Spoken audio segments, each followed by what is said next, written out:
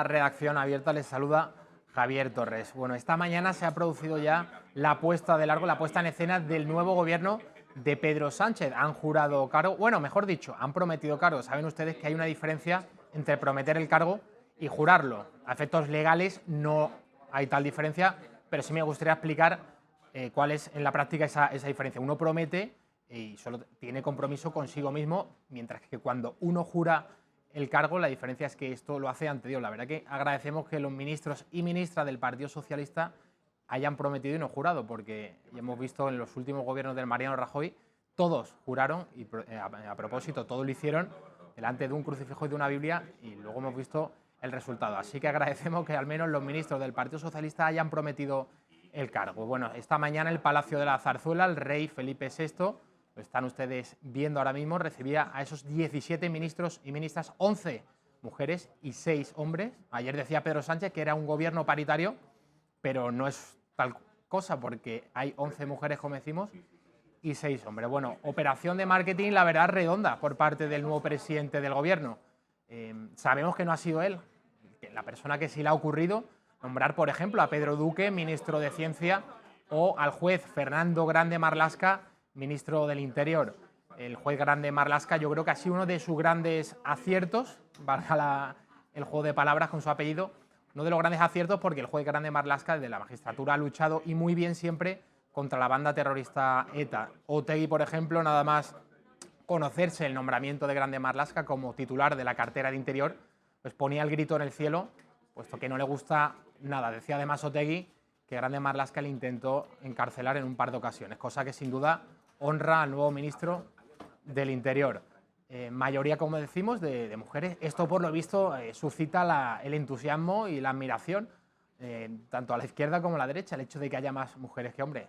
Si esto lo ha hecho Pedro Sánchez convencido porque son más válidas y las más preparadas para estos puestos, estos ministerios, pues bienvenido sea. Siempre los puestos los tiene que ocupar la persona mejor preparada y no si es hombre o si es mujer. La verdad que el día en el que por fin dejemos de hablar de si son hombres o mujeres, pues habremos avanzado bastante.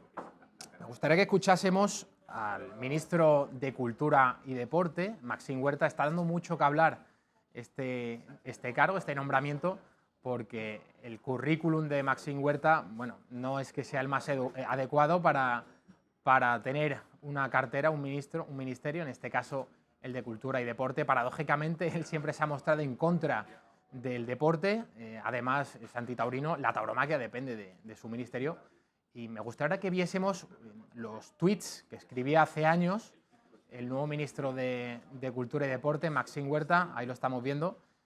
Sabéis que no lo practico y no solía seguirlo, pero pienso mirarlo y amarlo. El deporte también es educación y cultura, el deporte es respeto, superación, humildad, perseverancia. Todo eso pienso ejercitarlo con tesón y esfuerzo. Gracias a todos por los mensajes. Empezamos.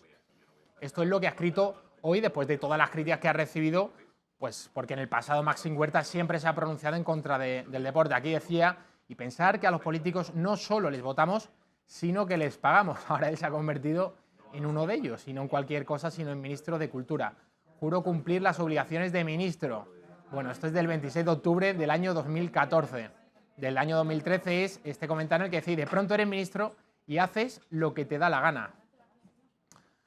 Más mensajes de Maxim Huerta. Ahora van muchos con lo de prohibido prohibir, como si estuviéramos en el mayo del 68. Más allá del tema toros hay cosas que toca prohibir. O sea que ya hemos dicho que él se considera en contra de la tauromaquia y la tauromaquia depende de su cartera.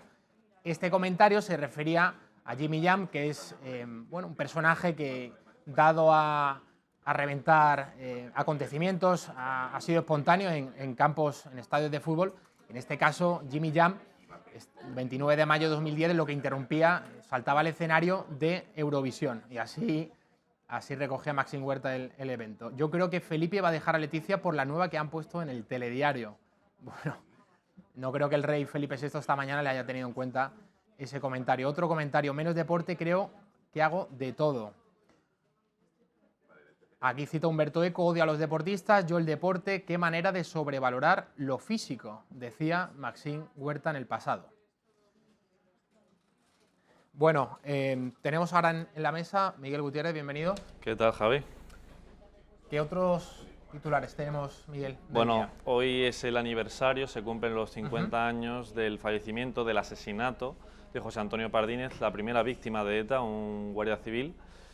Y habrá que ver porque, como vimos no hace mucho, creo que fue hace un día o dos, se homenajeaba al asesino, cosa... El pasado fin de semana en Tolosa, la localidad guipuzcoana, se le rendía homenaje a Xavi. Xavi es el terrorista de ETA que acabó con la vida del guardia civil José Antonio Pardínez. Xavi, además, fue el ejecutor este fue el primer atentado de la banda terrorista ETA, el primer atentado de los casi 900 que luego tendrían que venir, desgraciadamente, para sufrimiento de todo el pueblo español. Bueno, pues eso se producía hacia el fin de semana pasado, en Tolosa, como decimos, localidad guipuzcoana, se rendía homenaje a ese terrorista, para que luego digan que la banda terrorista ETA está acabada y todavía se siguen celebrando homenajes a asesinos con total impunidad, Miguel. Hoy es el día 7 de junio en el que se cumplen 50 años de ese asesinato, en 1968. Y no admiten disidentes porque, si recuerdas, fue Kaki Minuesa allí a ese homenaje a los terroristas y lo echaron por poco a patadas, ¿eh? E incluso la policía le animaba a irse, o sea que le rompieron la camiseta y todo. Bastante vergonzoso. Miguel, en Crónica Catalana tenemos además una noticia que cada vez son más los policías y los guardias civiles que piden el traslado, que no quieren desempeñar su profesión para la que tanto se han preparado en la región catalana. Esto, lógicamente, no le coge ya a nadie de sorpresa, desgraciadamente. En Cataluña, desde hace muchísimo tiempo, bueno, pues se vienen perpetrando, más allá del referéndum del 1 de octubre y con todo lo que ha acontecido en esa región, con ese golpe a la unidad de toda España y a la democracia, bueno, pues los ataques a los guardias civiles y a la policía ya no solo se dan en el ámbito profesional, sino que también se han extralimitado, han llegado incluso hasta el ámbito profesional. Hemos visto cómo en tantos colegios se ha acosado, se ha señalado a los hijos de guardias civiles. Esto es intolerable. El Ministerio del Interior, se lo reprochamos cada día en este programa y en todos los programas de esta casa, al gobierno de Mariano Rajoy, pues a partir de ahora se lo vamos a reprochar todos los días al gobierno de Pedro Sánchez y a su ministro del Interior.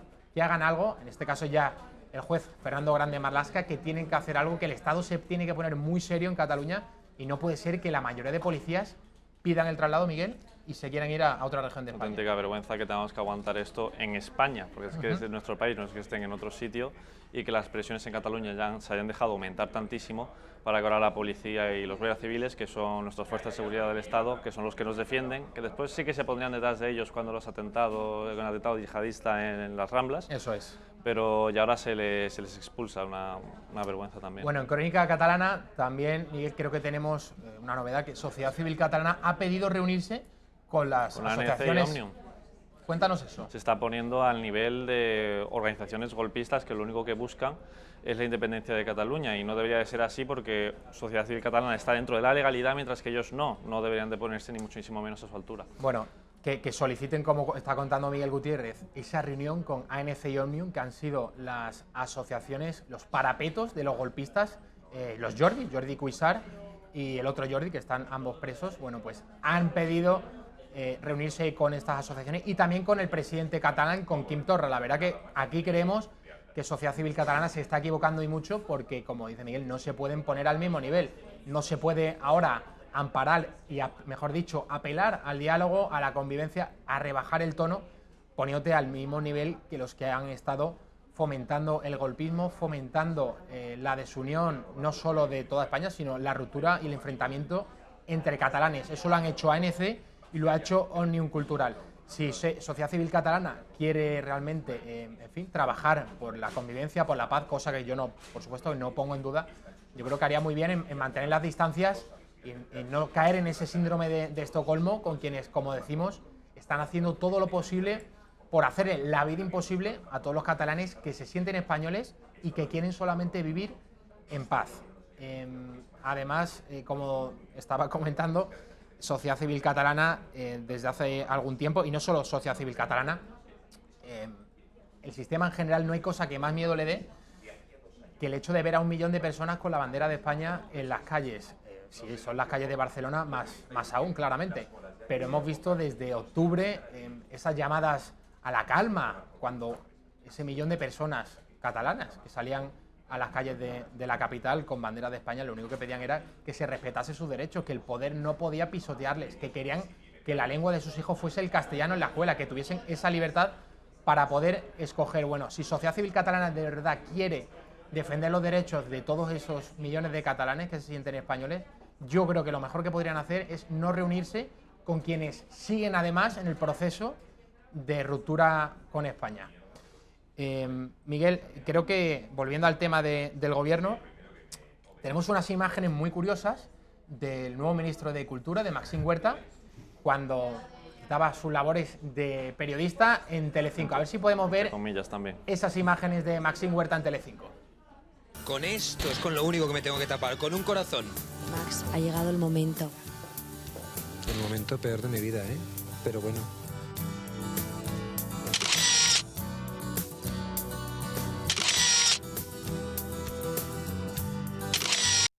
Bueno, ese que están viendo, aunque parezca increíble, es el nuevo ministro de Cultura y Deporte. Miguel, ¿qué te parece? Pues un poco vergonzoso, ¿no? Pero bueno, no sé realmente si es el más adecuado para ocupar una cartera como la cultura y el deporte, porque también es que ha dicho, como hemos visto en los tweets, y que el deporte que no le gusta, que no lo practica y que no le gusta. Por lo tanto, esa cartera no tiene mucho que ver, aunque sí que ha dicho que se va a esforzar por hacerlo bien. Y la cultura, pues Telecinco no es muy cultural, que digamos. Yo no diría que fuese el canal más cultural de todos los que hay en España.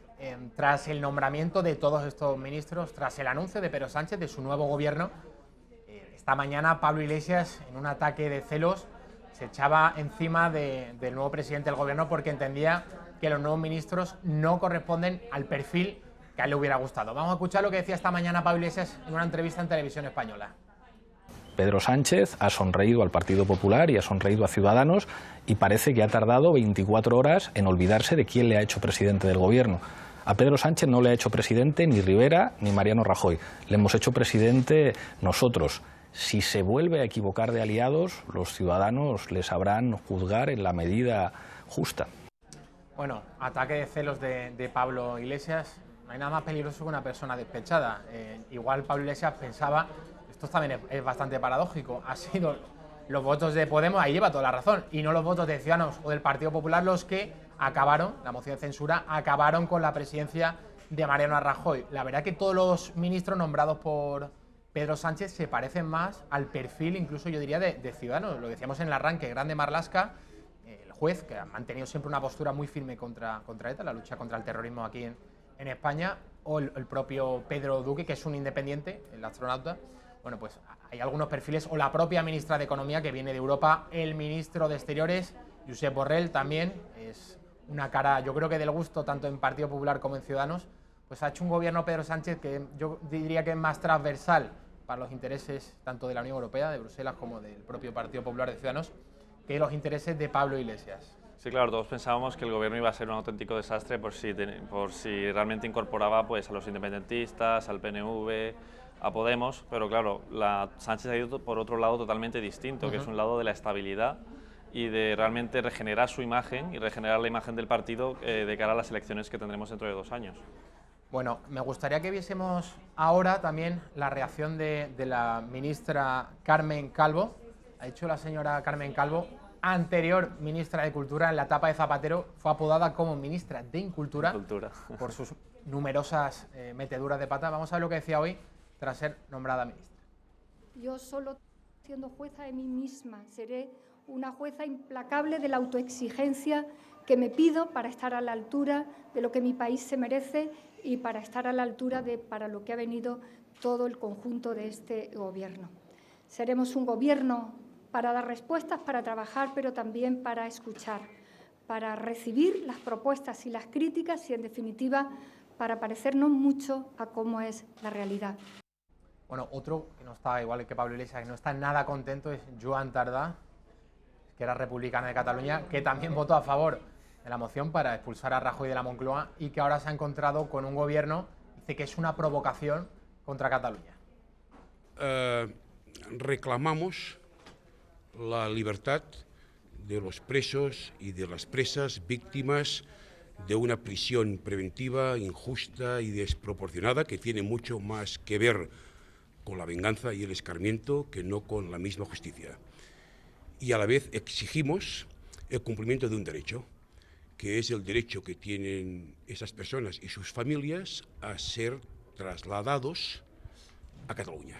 Bueno, vamos a ver, Miguel, cuál es el aguante de Pedro Sánchez, hasta qué punto está dispuesto a ceder tanto con el separatismo catalán como con el vasco. Hoy precisamente, Miguel, ha hablado Agus Hernández, que es el portavoz del Foro Social Permanente, y ¿qué es lo que ha dicho? Ha asegurado con muchísima rotundidad que Pedro Sánchez va a acercar a los presos de ETA, ¿no? Él cree que conforme el pensar de la sociedad, conforme el pensar de los partidos, conforme el pensar del Partido Socialista, que él cree que en un futuro no muy lejano se pueda producir ese acercamiento, pero que será un acercamiento paulatino, despacio, poco a poco, pero que se irá evolucionando favorablemente, según sus intereses, en este aspecto. Bueno, yo siempre he creído que el partido más pro-PNV, sin ninguna duda, es el Partido Popular. Los hechos lo demuestran, aunque ahora el PP quiere echar los presupuestos atrás, los presupuestos que ellos habían firmado, esa cantidad de esos millones que le iban a dar al PNV a cambio de que don Mariano Rajoy Brey se mantuviese en el sillón en la Moncloa. Una vez que el señor Rajoy Brey está ya fuera de la Moncloa, ahora parece que al Partido Popular ha entrado el ataque de patriotismo. Bueno, no me quiero extender en este asunto. Vamos a ver lo que ha dicho Agus Hernández. Que el Partido Socialista Obrero Español va a dar pasos decididos en ese terreno. Tampoco esperamos resultados espectaculares, tampoco vemos nada, un movimiento, sabemos que va a ser una cosa evolutiva.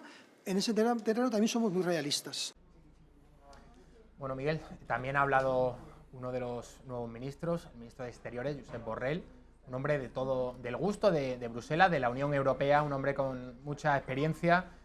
Un hombre que, por cierto, cuando se produjo la manifestación del 8 de octubre en Barcelona, cuando el millón de catalanes estaba gritando Puigdemont a prisión, llamó turbas romanas a esos ciudadanos catalanes que estaban pidiendo que Puigdemont fuera a prisión, no que fuese lapidado, no que fuese, en fin, crucificado ni asesinado, que fuese sencillamente a prisión por dar un golpe de Estado. Bueno, Borrell sabemos que es el hombre de los recados de Bruselas, esto no es ninguna sorpresa.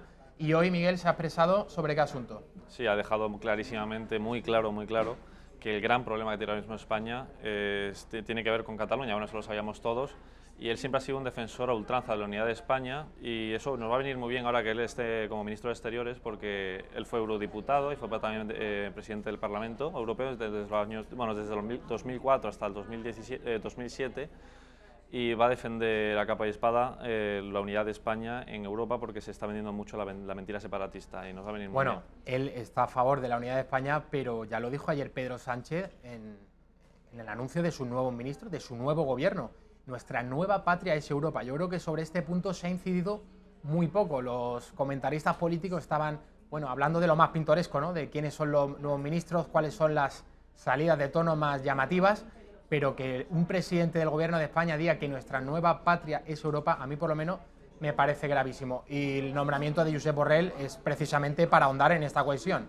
Europeísmo, europeísmo y más europeísmo. Bueno, a pesar de eso, Josep Borrell ha reconocido que el mayor problema territorial que tiene España hoy es el de Cataluña. Vamos a verlo. No les oculto que son tiempos difíciles. España se enfrenta a quizá el mayor problema que se puede enfrentar un país, que es su integridad territorial. La Unión Europea se enfrenta a una crisis de confianza. No les voy a soltar una conferencia al respecto, pero si a mí me hubiesen dormido en el año 2007 y me hubiera despertado 11 años después, no hubiera reconocido la Europa que dejé y la que encuentro. Bueno, esto es lo que decía el ministro de Exteriores, Josep Borrell. A la vuelta de la publicidad va a estar con todos nosotros María Matos. Vamos a analizar brevemente qué es lo que puede y lo que no puede hacer Pedro Sánchez como nuevo presidente del gobierno, ya que tiene esos 84 escaños. Miguel Gutiérrez, muchísimas gracias. A ti, Javier. Nosotros volvemos en un segundo, no se vayan.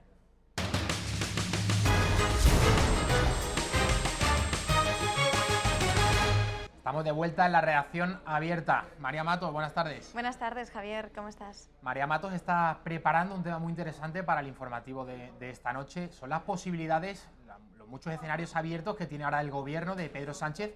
¿Qué cosas va a poder hacer y cuáles no?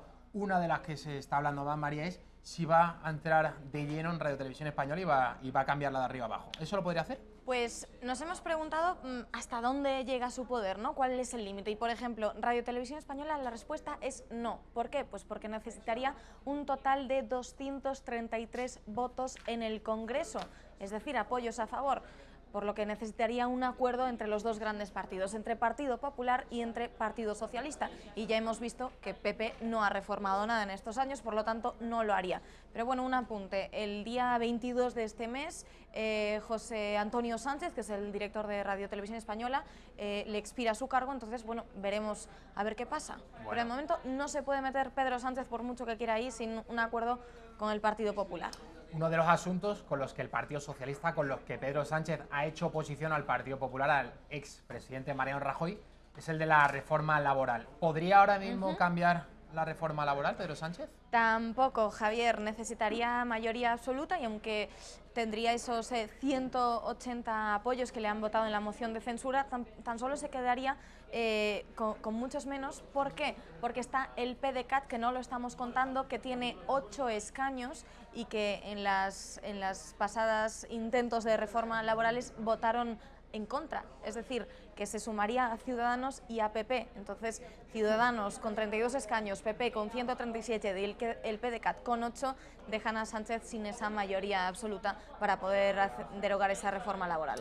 Cuando Rajoy llegó al gobierno, el ministro del Interior que nombró fue el de Jorge Fernández Díaz. Se aprobó la Ley de Seguridad Ciudadana, la izquierda la bautizó como Ley Mordaza. Ha sido también una de las leyes más criticadas del marianismo. ¿Podría Pedro Sánchez también derogar esta ley, María? Pues sí, esa también llamada Ley Mordaza sí que podría. En este caso, Pedro Sánchez, todos los que le apoyaron en la moción de censura le apoyarían esta vez. Tiene 180 escaños a favor y eso sí, habría que ver qué de las dos medidas toma, porque hay una del PNV que tan solo quiere derogar algunos artículos y luego está la del PSOE que quiere derogarla entera. Entonces sí que habría que ver qué caminos cogen, pero sí que podría hacerlo cuando quisieran.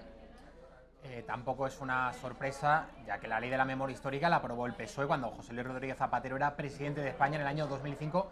El tema del Valle de los Caídos. La izquierda y también concretamente el Partido Socialista pues quiere o reformar el Valle de los Caídos o directamente cerrarlo. ¿Qué probabilidades, qué posibilidades tiene Sánchez con esto, María? Pues muy altas, la verdad es que sí que podría hacerlo si quisiera, porque hay argumentos jurídicos de sobra y además el Valle de los Caídos es el propietario, es el propio Estado, así que aunque la Iglesia... Patrimonio nacional. Exacto. Podría hacerlo si quisiese. Y con la Fundación Francisco Franco, y también de la que se habla muchísimo en los últimos tiempos, no sé hasta dónde puede llegar el presidente del gobierno. El PSOE, de hecho, pide ilegalizarla, lo veíamos hace poco, que lo pedían ellos mismos, el Partido Socialista, pero la verdad es que no puede hacerlo, solo podría hacerlo un juez.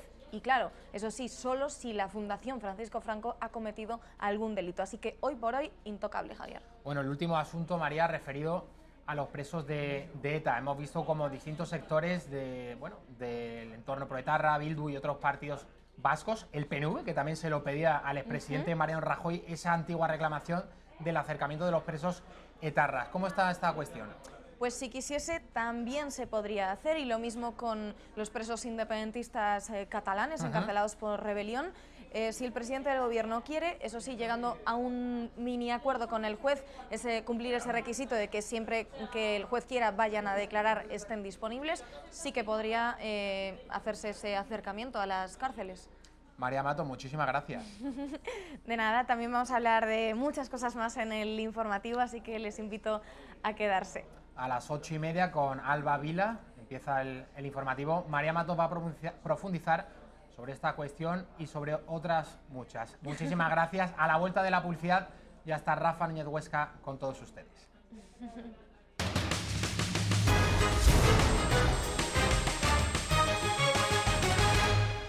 ¿Qué tal? ¿Cómo están? Ya estamos de nuevo en la redacción abierta de Intereconomía. Son las 18:39 horas. Me ha precedido en este puesto Javier Torres y también ha estado con nosotros María Matos. Ahora tomamos el relevo, un servidor, y Alex Navajas. Alex, ¿cómo estás? ¿Qué tal, Rafa? Buenas tardes, bienvenido como siempre, como todos los jueves. Tenemos, ya les han hecho tanto Miguel Gutiérrez Pérez como Javier Torres García una breve introducción de en qué consistiría este programa de hoy. Yo creo que va a ser interesante. Tenemos a uno de nuestros analistas de cabecera, como es Alex Navajas, está todos los jueves con nosotros. con todos ustedes. Y lo primero que te quería preguntar, Alex, es, contigo siempre hablo de la actualidad política, la más inmediata, pero, y es uno de los motivos por los que te traigo, siempre echamos cables a la historia, a la filosofía, a la antropología, a la religión, y es por eso que es interesante hablar con Alex. Yo te quiero preguntar, en primer lugar, por lo más inmediato, y es que hoy han tomado posesión, han prometido, que no jurado, el cargo, no 11 ministros, perdón, no, eran 12 los del Gobierno Popular. Han tomado posesión 17 ministros, que son los del gobierno de Pedro Sánchez. Se dice, incluso en sectores mediáticos conservadores, que no es un gobierno radical. En primer lugar, no está trufado de podemitas, como pudiera parecer cuando se negociaba la moción de censura, y han lanzado algunos mensajes a la Unión Europea, un Josep Borrell que es muy hostil al separatismo. Tenemos en economía a una señora que es experta y reputada economista en la Unión Europea, tenemos a Grande Marlaska, en fin, parece un gobierno hecho para durar y sobre todo un gobierno de un perfil, en fin, no sé si decir conciliador, pero desde luego no revolucionario. No frente populista, que es lo que mucha gente nos temíamos. No, es mi opinión, no sé cómo lo ves tú. Igual tú me dices que te parece un desastre. Es un gobierno de cara a la galería, es un gobierno mediático, con tres rostros especialmente, el de Maxim Huerta, el de Grande Marlaska y el de Pedro Duque, pues muy, bueno, buscando, digamos, el aplauso social en cierto modo. Es un gobierno ni siquiera paritario, sino que hay más mujeres que hombres, que es algo a lo que parece que muchos les dan mucha importancia. Yo personalmente no le doy ninguna. Es decir, que haya más mujeres que hombres no me parece en principio ni una buena ni una mala noticia, me parece un rango sinceramente anecdótico. Sé que hoy en día hay gente que a eso le da muchísima importancia por todo el tema de la paridad, etcétera, que a mí personalmente pues la paridad me parece que no tiene la más mínima importancia, porque las personas maduras, responsables, pues no son personas que discriminen, sino que seleccionan a las personas por su valía personal y no se fijan en si son hombres o son mujeres. Con lo cual, insisto, para mí me parece que es pues una especie de medida didáctica un tanto infantiloide, ¿no? El estarse fijando si son más hombres, mujeres, hombres, la mitad, igual, etcétera, ¿no? Sobre el tema de que no son radicales, no es un gobierno de Podemos. En apariencia es un gobierno que ha sabido conjugar bien, por ejemplo, todo el tema de las comunidades autónomas. Hay representación catalana, hay representación andaluza, hay un guiño también a los vascos, es decir, es un gobierno en ese sentido bastante equilibrado. Pero detrás de estas figuras, estas tres figuras mediáticas especialmente que hemos dicho, bueno, el PSOE sigue por su senda de lo que es de algo que ya no nos parece radical, pero que estrictamente hablando desde un punto de vista de humanismo cristiano sí es radical. ¿A qué me refiero? Es un gobierno claramente abortista, por ejemplo, tanto la ministra de Sanidad como todas las ministras se han declarado firmes partidarias del aborto. Es un gobierno, por ejemplo, que también va a seguir con todo el tema de la ideología de género, por supuesto con el tema del matrimonio homosexual, de las leyes LGTBI, etcétera, etcétera, que insisto, para mucha gente le puede parecer esto como lo más normal, lo más actual, lo más moderado, pero desde un punto de vista, como digo, del humanismo cristiano, que es el que defendemos muchos, pues es una radicalidad, es ir en una dirección incorrecta, ¿no? No se ha hablado especialmente de tema de memoria histórica, aunque Pedro Sánchez sí lo habló antes de ser investido presidente del gobierno, también quiere continuar por esa vereda. En fin, ¿no es un gobierno radical? Bueno, si lo pones al lado de los de Podemos, no, pero de ideas son ciertamente ideas socialistas. Ya lo dijo Pedro Sánchez, que quería un gobierno socialista y paritario, para él era la prioridad. A mí ciertamente el socialismo me parece una ideología tremendamente destructiva y que ha sido absolutamente destructiva a lo largo del siglo XX y del principio del siglo XXI, y en segundo lugar paritario, que como digo, que a mí me parece que es algo de un gobierno que me parece que no es lo más importante. Decía Alex Navajas al principio de su disertación que se trata de un gobierno mediático, orientado a la galería, a intentar seducir a, bueno, podemos hablar de Maxim Huerta, a los espectadores o a las espectadoras que consumen este tipo de televisión, aunque también hay que reconocerle cierto talento literario. Maxim Huerta no es únicamente una cara del telecorazón, ha escrito y escribe bien porque además escribía, ahora ya no va a dejar de escribir obviamente, pero escribía en el español, yo alguna vez le he leído y tiene buena pluma en el sentido literario. Me gustaría que vieran algunos tweets de este señor, del nuevo ministro de Cultura, y cómo en algunos de ellos se echa, el simple verlo obviamente, no entiendo que no se podría imaginar en ningún momento que iba algún día a ocupar la cartera de Cultura, pero echa piedra sobre su propio tejado al decir que básicamente que odia el deporte. Hay que recordar que el Ministerio de Cultura en España tiene el añadido de ser también el Ministerio de los Deportes. Vamos a ver esta pieza. Ahí tenemos, Alex. Sabéis que no lo practico y no solía seguirlo, pero pienso mimarlo y amarlo. El deporte también es educación y cultura. El deporte es respeto, superación, humildad, perseverancia. Todo eso pienso ejercitarlo con tesón y esfuerzo. Gracias a todos por los mensajes. Empezamos. Para empezar nos dice gracias a todos y a todas. Sí. Cosa que ya yo celebro. Sí. Además ha sido un señor que, siendo valenciano y valenciano parlante, yo lo seguía en Canal Nou, en la televisión autonómica de mi tierra, y ha sido muy crítico con el separatismo, ¿eh? Sí, mucho. Y pensar que los políticos no solo les votamos, sino que les pagamos, bueno, esto es... un mensaje del año 2013. Exactamente, hace 5 años de esto, pero todos los políticos que han tenido una hemeroteca de Twitter, pues juro cumplir las obligaciones de ministro, jajaja, objetivo, colocados. 2014, es curioso ver, esto se llama arqueología tuitera. Totalmente. Y de pronto eres ministro y haces lo que te da la gana. ¡Ea! Esto no es de ayer, esto es de hace 5 años. Ministro no sabemos, pero adivino sí que tenía dotes. Ahora van muchos con lo de prohibido prohibir, como si estuviéramos en el mayo del 68. Más allá del tema toros, hay cosas que toca prohibir. Hace 8 años. Me cago en el puto independentista. Muy fino, muy... Bueno, pues con mucho estilo. Con mucho estilo. Yo creo que Felipe va a dejar a Leticia por la nueva que han puesto en el telediario. Muy bien. Esto seguro que ahora cuando haya tomado posesión le habrá... Uno chabacano, sin más. Menos deporte creo que hago de todo. Eso puede ser bueno o puede ser malo. No vamos a entrar en detalles. Humberto Eco, odio a los deportistas. Yo, el deporte. Qué manera de sobrevalorar lo físico. Ozú. Mira, el qué y el Ozú llevan acento. Maxim Huerta, ministro de Cultura. De exclamación de entrada. Exacto. Y qué manera con acento. Y Ozú también. Y el odio, al ir después de 2 puntos, el AO va en mayúscula. En fin. No sé, este es el último tuit, compañero. Yo no lo he leído. Yo confieso que no lo he leído. Tú dices que escribe bien, los tweets no tanto. Los tweets no tanto. Desde hace 8 años, y en 8 años le ha dado tiempo a repasar la gramática, a repasar la gramática y a poner qué a poner un acento en el qué. ¿Noto cierta hostilidad hacia el nuevo ministro de No, Cultura? no, en absoluto. No le conozco, no he leído absolutamente nada de él. Ahora parece que todo el mundo ha leído a Maxim Huerta, yo no le he leído. No, tiene novelas y tal, pero escribía en el español. Creo que tiene 5 libros, he leído incluso que tiene libros traducidos a otros idiomas. ¿Ah, sí? Pues mira. Eso he leído esta mañana en un contertulio en un programa que tenía 5 libros traducidos incluso algunos de ellos a idiomas. He escuchado en otra radio un argumento incendiario contra Maxim Huerta diciendo que era un escritor nefasto, que apenas sabía juntar letras. Bueno, en fin, he escuchado de todo. No es verdad. He escuchado de todo. Yo no lo sé porque, insisto, no lo he leído ni tampoco tengo intención especialmente de hacerlo ahora, porque bueno, la verdad es que tengo otra serie de libros que a priori me interesan más, ¿no? Pero bueno, seguro que algo se puede sacar, aunque como decía Unamuno, uno de los mayores actos de caridad sería no escribir malos libros, ¿no? Eso decía Unamuno y, insisto, no sé si es el caso de Maxim Huerta. Yo no he leído ningún libro, pero sí que he leído columnas suyas en el español y créeme si te digo que escriben, y además es un tipo moderado.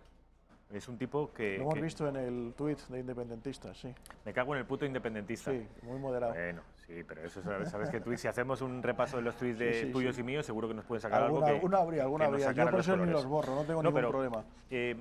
Cuando digo moderado, que no es un izquierdista radical, ni mucho menos. No, seguramente. Seguramente, vamos, estoy seguro, y más siendo homosexual como es él, compre toda la ideología de género y compre todas estas cosas de las que decías antes que ya no nos sorprendemos, pero están ahí. El hecho de que no nos sorprendamos de ellas es el mejor síntoma de que ya las hemos asumido como normales. Casi parafraseando a lo que ha dicho Alex Navajas, aparece García Albiol, diciendo que este es un gobierno mediático y casi un gobierno, literalmente, de la isla de los famosos. Vamos a verlo. Escolti'm, què li sembla el gabinet de Pedro Sánchez? Ahir el vam conèixer sencer. ¿Qué le parece el gabinete de Pedro Sánchez? Possessió a la zarzuela. A mí me parece que es un gabinete para hacer un programa tipo Salvados o La Isla. Eso que hacen los famosos, donde conviven famosos de diferentes partidos políticos. Un gabinete tipo Salvados o la isla de los famosos. Bueno, como estrategia política, porque estamos ante una nueva era política. Sí, sí. Pedro Sánchez, ¿esto puede ser bueno o malo? Desde un punto de vista yo creo que político? para Pedro Sánchez va a ser bueno. Es decir, desde la mercadotecnia política, sí, yo creo que es un gobierno que parece que ha gustado. O sea, vamos a ver, recordamos algunas ministras y algunos ministros del gobierno de Zapatero y perdón que lo diga así, pero es que eran absolutos incompetentes. Es decir, era gente que te decía en su currículum que tenía estudios de Derecho, gente cuyo mérito había sido dirigir el Instituto de Flamenco de Andalucía, o sea, quiero decir, gente de un nivel académico muy bajo, y ayer estaba leyendo el currículum de algunos de estos ministros. Hay algunos que llegan a tener hasta 3 carreras universitarias, algunos son, bueno, el propio presidente del gobierno, Pedro Sánchez, es doctor en Economía, aunque hoy estaba haciendo arqueología yo también en las hemerotecas, y Voz Populi sacó recientemente, no recuerdo, creo que hace unos meses, una noticia diciendo que Miguel Sebastián había comentado en un corrillo que el 90% del libro tesis que escribió Pedro Sánchez para doctorarse, el 90% se lo hicieron en industria, ¿no? Eso dijo Miguel Sebastián, que luego inmediatamente él desmintió diciendo que eso era falso, etcétera. Es una información de Voz Populi, ¿no? Pero bueno, sea lo que sea, es verdad que no es un gobierno incompetente intelectualmente como lo era en gran medida el gobierno de Zapatero. Este parece un gobierno en ese sentido más consistente. Es gente que ha estado en gestión, es gente que ha estado en política, bueno, con lo cual eso puede saber de esos temas, ¿no? ¿Esto puede ser una garantía de que piensa agotar la legislatura? O sea, viendo este gobierno, ¿tú qué piensas? Sí. Yo hoy esta tarde estaba hablando con una persona, esta persona me decía que estaba convencida de que en octubre o noviembre iba a haber elecciones. Yo no lo veo nada claro, sinceramente.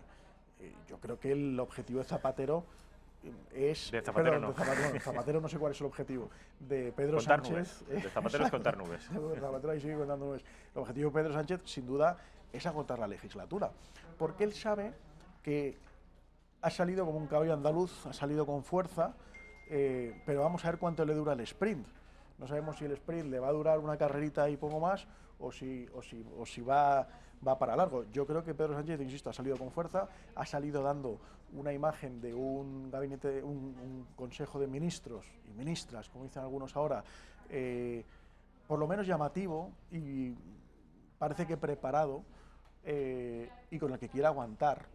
Lo que pasa es que ciertamente no se lo van a poner fácil ni los de Podemos, que ya hoy le han dado un toque, tampoco se lo van a poner fácil, por supuesto, los separatistas, no se lo van a poner fácil nadie. Con lo cual, yo tengo una gran incertidumbre, sinceramente. Hoy me preguntaban a la hora de la comida, eso, ¿y cómo lo veis? ¿Va para largo? ¿No va?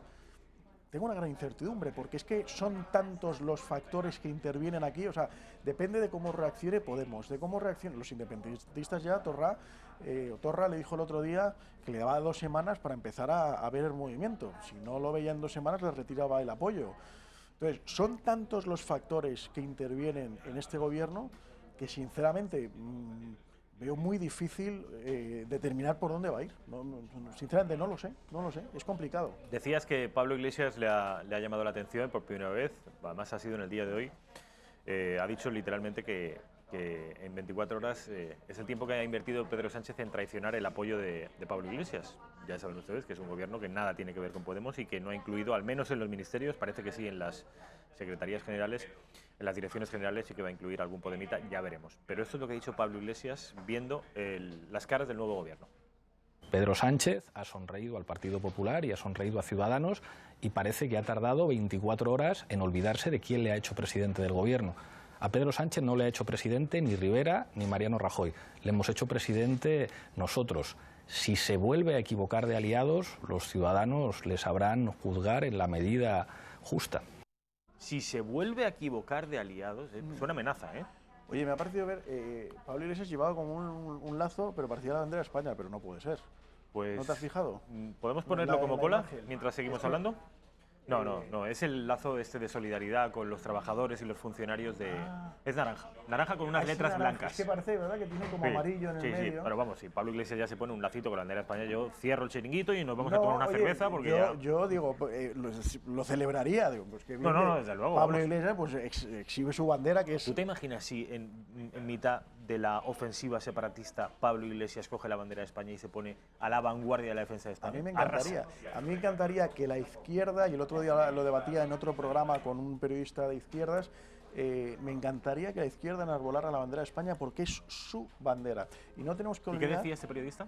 No, él decía que efectivamente que la izquierda tenía un complejo con la bandera, pero que él personalmente sí defendía los símbolos nacionales. ¿Puedo saber quién es? Y yo pues es un periodista de Público que se llama Alejandro... ¿De Público? ¿Y decía que él sí que defendía? Sí. Es un chico joven, decía que él se sentía identificado con la bandera de España, pero decía que sabía que la izquierda tenía una rémora o tenía un complejo con esto, ¿no?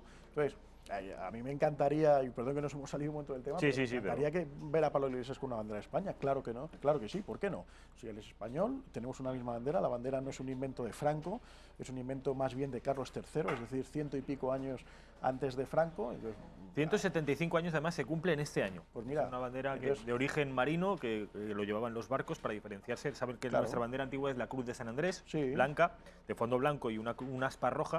Y la bandera inglesa era igual, de fondo blanco, pero una cruz roja. Entonces se diferenciaban muy poco en el mar y había incluso fuego amigo. Entonces por eso... Claro, y entonces a mí me encantaría pues eso, que Pablo Iglesias y en general la gente de izquierdas y de Podemos y socialistas superaran ese complejo, superaran esa ignorancia de creer que la bandera rojigualda, nuestra bandera, es una bandera de Franco, sino que es mucho anterior, y que el himno, la Marcha de Granaderos, nuestro himno nacional, pues es un himno que ya existía antes de Franco y que, bueno, pues y que se puede decir tranquilamente la palabra España sin necesidad de ser fascista. O sea, no hace falta decir siempre nuestro país o el Estado español. O ese país. Se puede decir España y no se te caen los dientes ni se te pudre la lengua al decirlo. O sea, puedes decir España tranquilamente y no por eso eres facha o no facha, ¿no?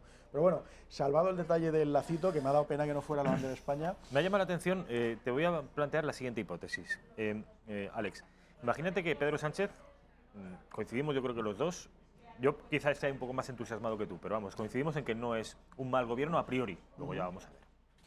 Imagínate que esta gente no lo hace mal, porque tiene un presupuesto expansivo, que tiene para gastar, puede convocar elecciones cuando ellos crean necesario. Tiene a Josep Borrell, que es antiindependentista siendo catalán, que es un doble éxito, una doble virtud. Imagínate que no lo hacen tan mal. ¿Quién crees que va a ser el principal o los principales perjudicados, electoralmente hablando, de un gobierno exitoso de Pedro Sánchez? Porque ahí salía Pablo Iglesias muy enfadado, pero yo creo que no va a ser el perjudicado, yo creo que sería Ciudadanos. ¿Tú cómo lo ves? Es complicado, es complicado. Parece que en estos días, desde que se anunció la moción de censura, todo el mundo da por perdido a Ciudadanos, ¿no? Todo el mundo, yo al menos todos los analistas que he leído y que he escuchado, dan por el más perdedor hasta el momento, no, ni siquiera al Partido Popular, que hasta habría sacado algo de rédito de este sacarle del poder, sino que parecería que el que sale más perjudicado es Ciudadanos, ¿no? Yo creo que el votante de Podemos, si ve que el PSOE lo hace bien, le gusta cómo gobierna, toma una serie de iniciativas y de iniciativas parlamentarias que le convenzan, es muy probable que ese votante de Podemos vuelva al PSOE. También de Ciudadanos, es decir, vamos a ver, Pedro Sánchez sabe que la única opción que él tenía, que estaba cayendo en todas las encuestas, estaba desinflando en todas las encuestas, pasando al tercer puesto político, por detrás de PP y Ciudadanos estaría el PSOE y luego Podemos, sabe que no tenía ninguna opción de llegar al gobierno por las urnas. Y entonces, ahora que ha llegado, él sabe que manteniéndose, evidentemente es cuando tiene más exhibición pública y cuando puede convencer más con su mensaje y con sus hechos, ¿no? Entonces, a mí lo que me preocuparía es que Pedro Sánchez tratara de recuperar votos de la radicalidad, es decir, de Podemos, mediante una serie de leyes, pues eso, como decía antes, más aborto, más tema LGTBI. Por ejemplo, Pedro Sánchez habló claramente, una de las consejeras de Pedro Sánchez habló claramente, ahora ministra de la educación concertada, ¿no? ¿Pero por qué no deja usted libertad a los padres? Si es un tema de libertad, si es que a usted le puede gustar o no, pero deje a los padres que elijan lo que les dé la gana. Son los padres los que tienen el derecho para elegir la educación de sus hijos, ¿no? Entonces, si empiezan a conculcar ese tipo de derechos, efectivamente van a recuperar el caladero de votos de la extrema izquierda que se ha ido a Podemos, y seguramente los de Ciudadanos no se atrevan a ir con ellos. Ahora, si es un gobierno más bien moderado, es probable que votantes de Ciudadanos puedan volver al PSOE. En cualquier caso, uno de los dos, en el caso de que sean muy virtuosos, los dos partidos pueden perder votos, tanto Ciudadanos como Podemos, a favor de Pedro Sánchez, porque no olvidemos que lo que se está garantizando son miles de minutos de televisión en cada una de las cadenas a todas horas. Claro, es que es una cosa que él antes como jefe de la oposición no tenía. Entonces, evidentemente es mucho más vistoso como presidente del gobierno. Va a abrir infinidad de telediarios, de informativos, viajes internacionales, alocuciones en el Congreso de los Diputados, entrevistas. Es decir, va a acudir a Bruselas, a la ONU. Al final te acabas acostumbrando a la imagen de un presidente. Y eso a la gente, en cierto modo, le da tranquilidad, decir, bueno, pues este es el presidente, pues bueno, pues que se mantenga, ¿no?, en cierto modo, salvo que lo haga, como digo, muy mal.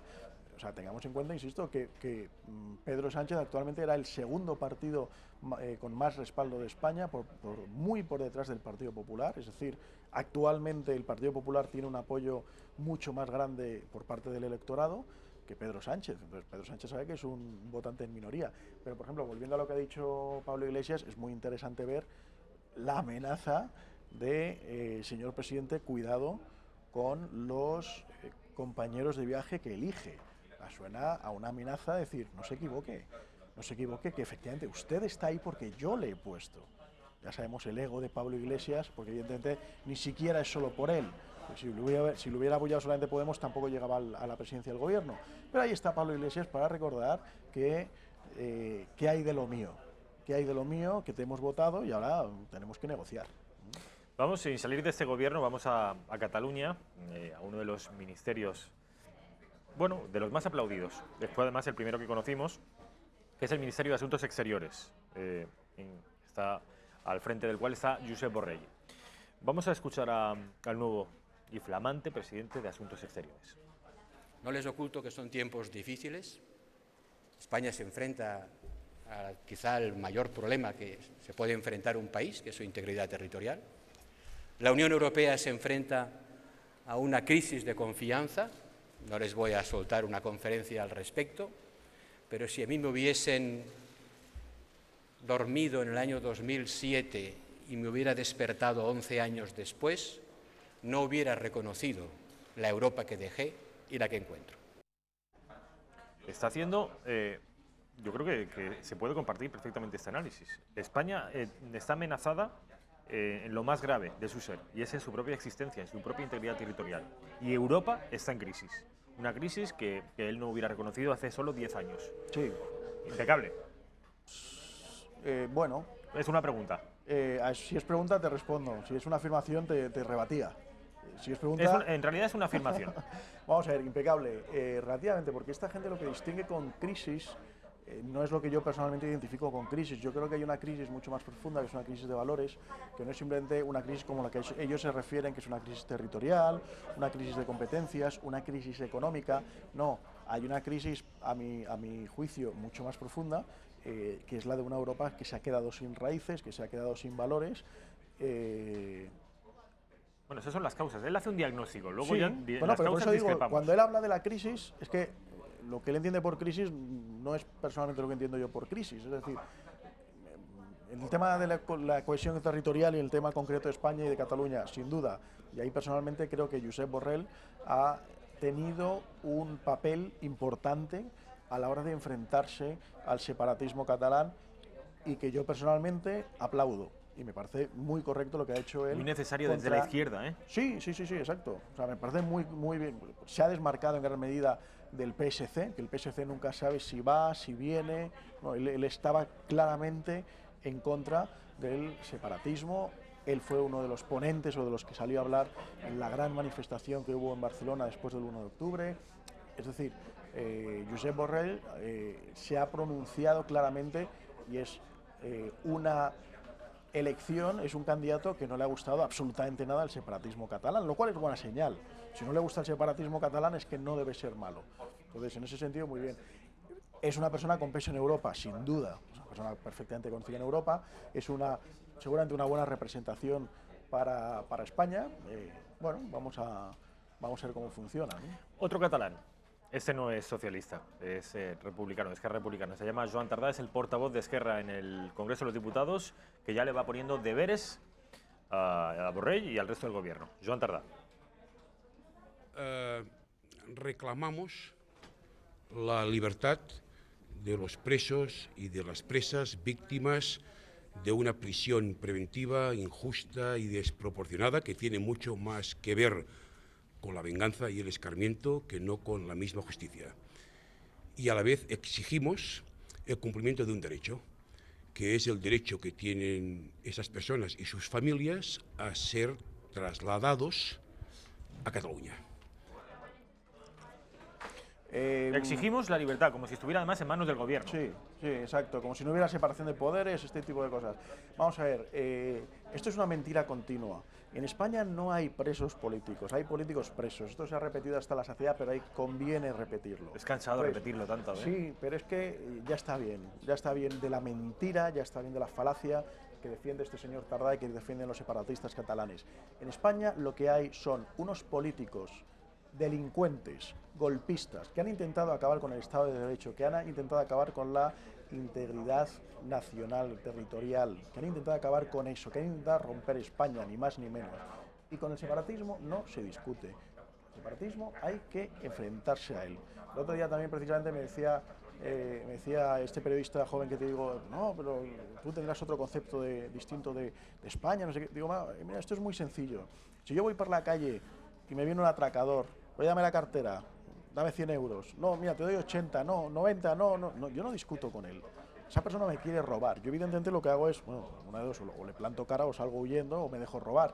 Pero lo que no hago es dialogar con él en ningún caso. Estas personas no están intentando robar una cartera de dinero. Estas personas están intentando robar una parte del territorio, inoculando odio, como llevan haciendo desde hace 40 años en las generaciones más jóvenes de Cataluña, contra el resto de España. Estas personas son unas manipuladoras que están continuamente hablando de presos políticos cuando no hay presos políticos y ellos lo saben perfectamente. Cuando ellos han puesto en el balcón de la Generalitat el primer gesto del racista Torra de poner una pancarta en favor de la libertad de los presos políticos. Todo es mentira, todo es absolutamente mentira. Yo lo que espero es que Pedro Sánchez, en esto, que Pedro Sánchez ha salido en numerosas ocasiones cuando daba sus discursos electorales, detrás tenía muchas veces una gran bandera de España y mucha gente le criticó por ello, por decir que hacía un uso partidista de la bandera de España. Y yo decía lo mismo que decía hace 5 minutos de Pablo Iglesias. Me parece estupendo que Pedro Sánchez utilice la bandera de España porque es su bandera, porque es español. Claro que la puede utilizar. Entonces, si él de verdad tiene patriotismo, espero que no le tiemble el pulso, porque con los separatistas lo que hay que hacer es combatirlos ideológicamente y no permitir que unos delincuentes traten de romper España, una de las naciones más antiguas. Venía para acá escuchando y un portavoz del PP, como siempre, muy blandito, diciendo, no, pues que no se podía romper España porque la Constitución... ¿Pero qué Constitución me está hablando? Si no es por un tema de la Constitución. O sea, España no es una nación por la Constitución. Por favor, no seamos analfabetos y no seamos estúpidos. España es una nación porque lo es desde hace más de 500 años y es una de las naciones más antiguas de Europa. Y esto es la realidad, y esto es la realidad histórica. Entonces, que salga un payaso como el señor Tardà hablando con absoluta impunidad... Mira, yo tengo una cosa y seguramente escandaliza a más de uno. Me da absolutamente igual. Debería estar prohibido ir, por ejemplo, al Congreso de los Diputados con el tema del lazo amarillo. Porque el lazo amarillo está defendiendo una mentira, que es que hay presos políticos en España. Y no se puede tolerar que en la sede de la soberanía popular española vayan una serie de personas con lacito amarillo que están diciendo que en España hay presos políticos, cuando eso es falso. Ya sé que muchos me dirán que es libertad de expresión, todo eso yo ya me lo conozco perfectamente. Pero hay una cosa que es la libertad de expresión y otra cosa que es libertad de mentir. Y no existe libertad para mentir. La mentira se le combate y al error se le combate. Bueno, vamos a cambiar de asunto. Ya hemos analizado, yo creo que de manera más o menos exhaustiva, al menos lo más interesante de lo que ha dado de sí el gobierno. Me he estado reservando con un vídeo de la Contra, la que tú colaboras de vez en cuando, esta editora de vídeos que a mí me gusta tanto, es un vídeo que han rescatado de... ¿Te suena el nombre de Ben Shapiro? Sí, hombre, Ben Shapiro, muy bueno. Judío, estadounidense, con las ideas muy claras y una mente preclara. Y además muy ágil. O sea, en el debate es muy ágil, es muy rápido y en este caso habla, porque es un tipo tremendamente incorrecto, que no le importa meterse en todos los charcos de la incorrección política, porque además sabe argumentar, sabe defenderlo. Y este vídeo que vamos a ver es uno de esos casos. Habla de la transexualidad y los problemas, y la intersexualidad y una serie de sexualidades que seguramente ustedes no conozcan, pero que para un grupo de población, y es un lobby de presión, existen. Bueno, pues él se dedica a derribar y a desmontar lo que él considera los mitos de este tipo de transexualidad y las consecuencias negativas que trae meterse en un proceso de cirugía o de transformación sexual. Ben Shapiro, lo vemos y lo comentamos. Venga. Hi. Howdy. Fact number 1. Transgender is not a disease. This is not my opinion. This is facts from the World Health Organization and the American Psychologists Association. Just like gay people don't have a disease. Fact number 2. Rich kids stay rich, poor kids stay poor.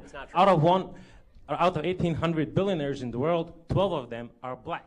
Where you come from, where you grow up, how much your parents earn, whether your parents were married plays a major role in determining where you is there a question mark at the end?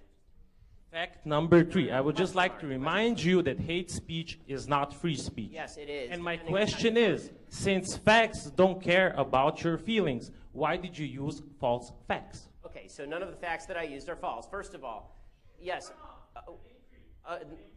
No, okay, first of all, would you like the answer? Okay, so the 3 facts you mentioned, you talked about transgenderism. First of all, until 5 minutes ago, the DSM specifically defined transgenderism as a disorder. It defined it as gender identity disorder, now calls it gender dysmorphia, which doesn't even make sense. It says that depression is the actual problem, not the actual gender disorder, which again does not explain why the transgender suicide rate is upward of 40%, and the actual suicide rate for the rest of the American population is lower than 3%.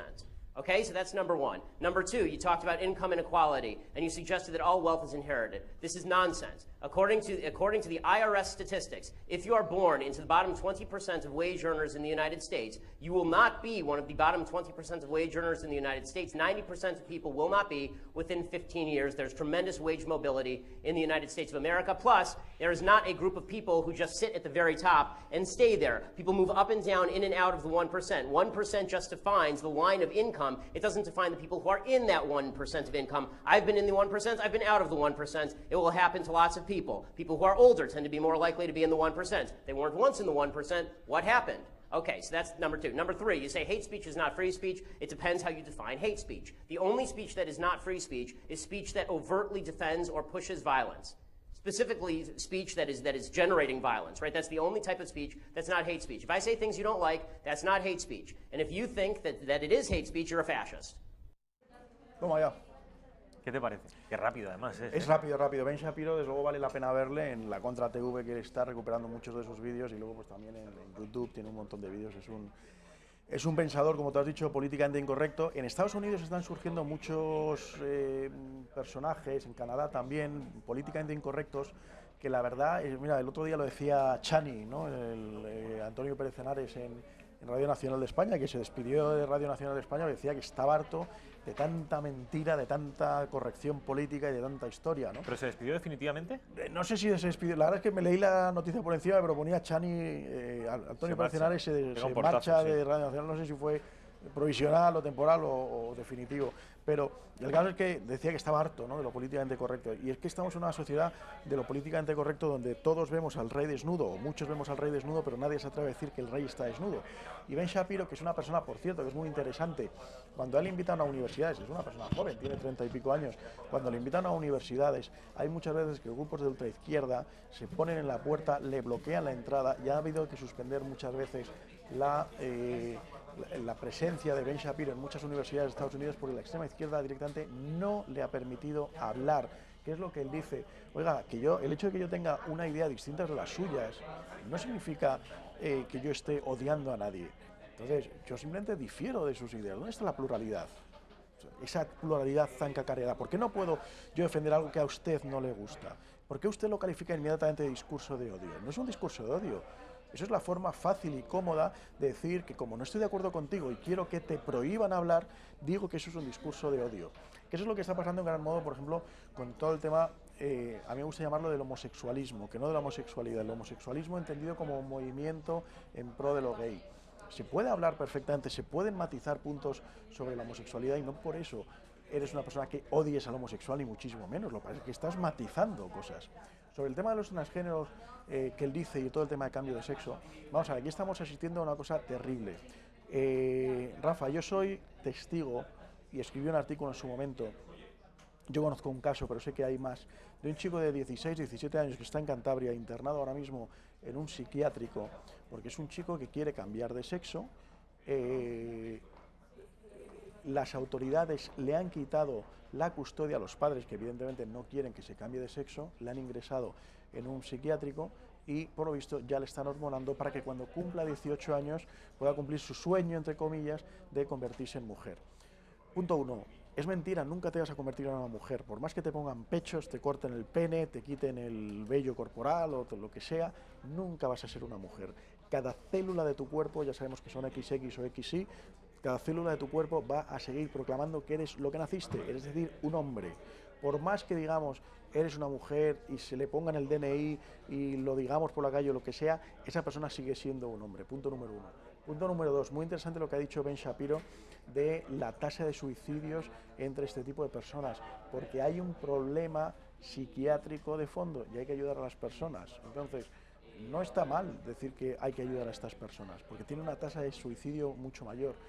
Tercer lugar, recordemos, por ejemplo, el celo que ponemos para que los chicos de antes de 18 años, por ejemplo, no fumen, no beban alcohol, no conduzcan un coche, conduzcan una moto solo a partir de determinados años. Es decir, hay muchas cosas de las que se le protegen. Y sin embargo, como digo, hoy, ahora mismo, en España, hay menores de edad que están siendo hormonados y algunos de ellos, sorprendentemente, con el apoyo y el consentimiento de sus padres para que cambien, y digo cambien entre comillas, de sexo. Esto está ocurriendo y las autoridades públicas lo están permitiendo. A mí me parece que es una barbaridad. ¿Cómo es posible que a un niño de 13, 14 años no se le permita fumar, pero sí se le permita cambiar de sexo? Con el terrible argumento de que, claro, cuanto antes se empiece a cambiar el sexo del niño, es más fácil, porque antes de que se desarrolle, pues es más fácil hormonarle, etcétera, etcétera. Pero ¿cómo puede un niño de 11, 12, 13 años decir que quiere ser mujer o una niña decir que quiere ser hombre? Había un vídeo por ahí que rondaba hace poco de una manifestación de un pobre niño que estaba con su madre y la madre le decía, ¿verdad que tú quieres ser una niña? Y él, sí, no, pero dilo a la tele, que tú quieres ser una niña. Bueno, chaval de 8 años y la madre incitándole, o sea, ¿en qué cabeza cabe que esta señora le estaba empujando para decir que quería ser niña? O sea, ¿qué hay detrás de esos padres y qué hay detrás de esas personas para propiciar el tema del cambio de sexo? Me parece una barbaridad y estoy de acuerdo con Ben Shapiro, desde luego. La lucha contra la corrección política es difícil, y muy pocos se atreven a dar esa batalla. Alex Navajas, como siempre, mil gracias. Rafa, muchas gracias a ti. Te veo el próximo jueves. Encantado. Claro. Vamos a publicidad y a la vuelta estamos con Borja Gutiérrez, alcalde de Brunete.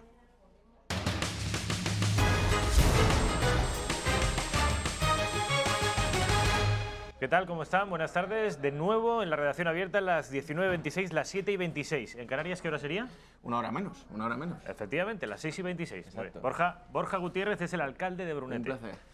Bienvenido, Borja. Es un placer que ahora estás tú en mi casa y antes he estado yo en la tuya, porque después de mucho tiempo he podido conocer, por fin, saben que yo no soy de aquí de Madrid, pero he podido conocer Brunete, un pueblo precioso. Te tengo que decir que es un pueblo que me ha encantado y además es un pueblo con todas las letras, es pueblo, cosa que estando uno en Madrid se agradece muchísimo. Son 10.000 habitantes, tiene una plaza preciosa, tiene una plaza además con un escudo con el águila de San Juan de mampostería que ha sobrevivido a la ley de memoria histórica y es muy bonita. Además, con motivo del acto de homenaje a la bandera que se celebró el pasado fin de semana en Brunete, aún cuelga de toda la fachada del ayuntamiento una rojigualda gigantesca de varios metros, cosa que me ha reconfortado doblemente. Y lo que más me ha reconfortado, ¿sabes qué es? Aparte de vuestra presencia, es un cocido con garbanzo de Brunete que me he metido entre pecho y espalda, que me he quedado con vino madrileño. Ojo a los vinos de Madrid, que es una cosa que yo desconocía, pero que están haciéndose muy buenos caldos. Y eso con el cocido, que ya sé que empieza a hacer calor, pero vamos, aún se puede comer cocido. Sí, todavía sí, hasta junio, finales de junio, todavía hay cocido. De manera que te lo agradezco mucho, Borja, porque ha sido, yo quería visitar yo Brunete desde hacía mucho tiempo y volveré a visitarlo cuando me vuelva a invitar Borja, pero sobre todo cuando empiece a funcionar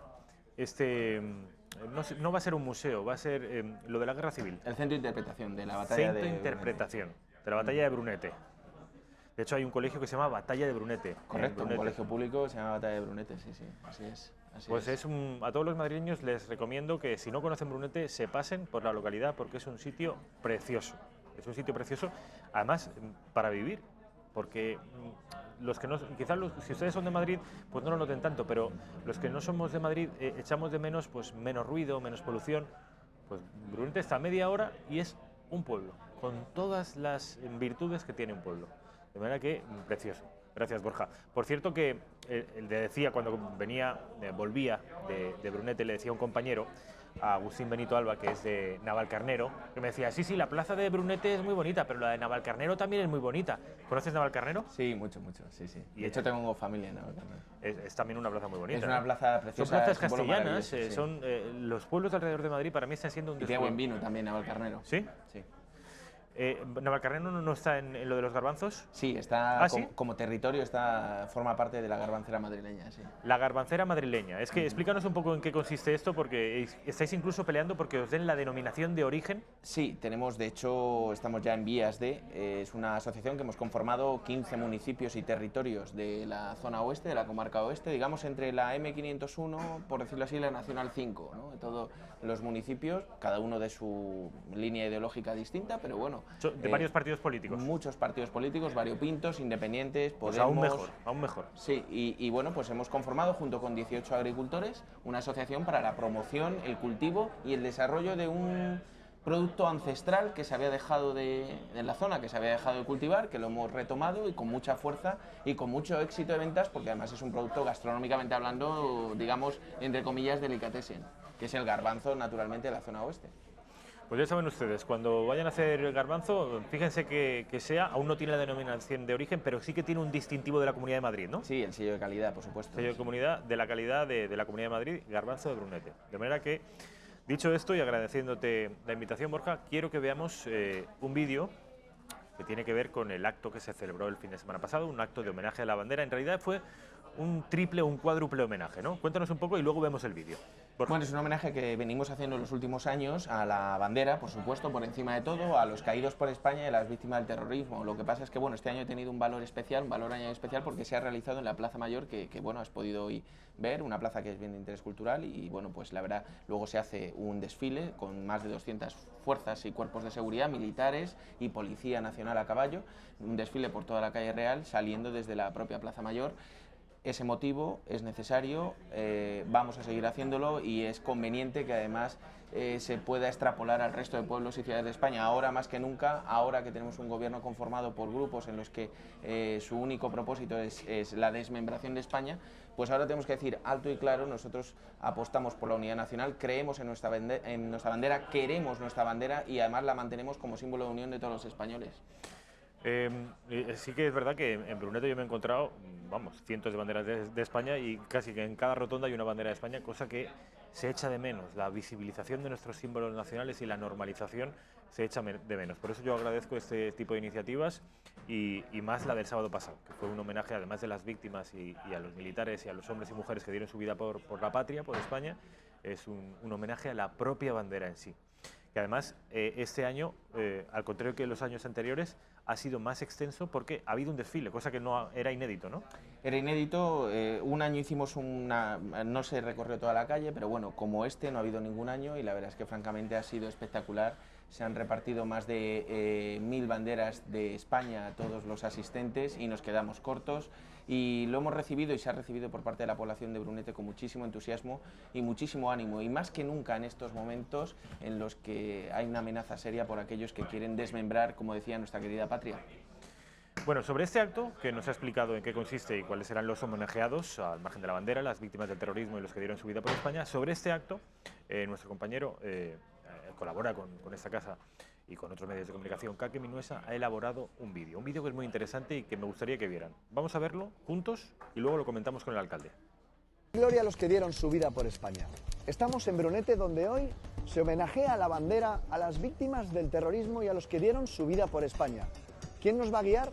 El alcalde de Brunete. Un año más, Brunete rinde homenaje a la bandera de España, a los caídos por España y a las víctimas del terrorismo. Rendimos honor a la bandera que nos hermana, que nos une y que nos iguala a todos los españoles. Una bandera roja, roja igualda, que despierta los más puros y nobles sentimientos de orgullo de ser y de sentirnos españoles. Es indestructible y ennoblece y recuerda el pasado glorioso de una de las naciones más antiguas del mundo. Por mucho que haya hoy quienes intenten negar esta evidencia histórica, a ellos especialmente les digo que España está muy por encima de quienes tratan de destruirla y desmembrarla. No lo han conseguido antes. Y que sepan, que escuchen, que oigan, que no lo van a conseguir ahora. No habrá referéndum, ni golpistas huidos, ni cruces o lazos amarillos, ni terroristas camuflados bajo siglas políticas. No habrá hostigamiento, adoctrinamiento, ni rencor que pueda superar el amor infinito y sin fisuras que los españoles sentimos por nuestra bandera y nuestra querida patria. Nadie borrará de un plumazo más de 500 años de historia en común de una nación.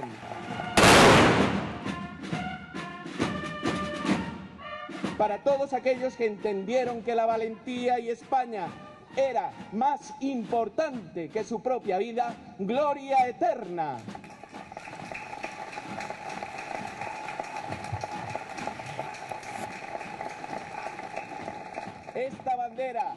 Esta bandera que hoy especialmente honramos, simboliza el presente que estamos escribiendo todos los españoles, en el que necesitamos a los hombres y a las mujeres que hoy formáis parte de nuestras Fuerzas Armadas y de los cuerpos de seguridad del Estado, y que servís con nobleza y generosidad a España y a los españoles.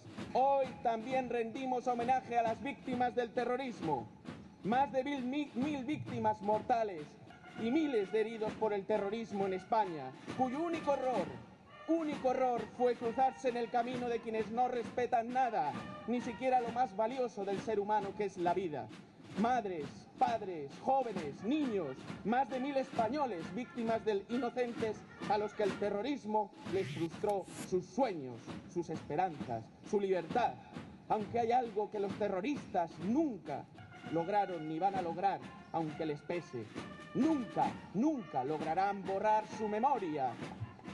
No a la desmemoria, no a la manipulación. Aquí ha habido víctimas y verdugos.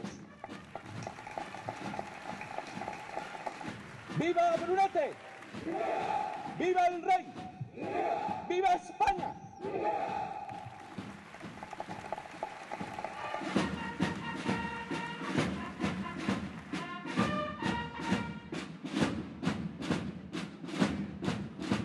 Quiero darle la enhorabuena al Ayuntamiento de Brunete y a su alcalde Borja Gutiérrez por este fantástico acto de homenaje a la bandera. Una bandera que nos hermana a todos, que es el símbolo de todos los españoles, y también el homenaje que le ha rendido a las Fuerzas Armadas.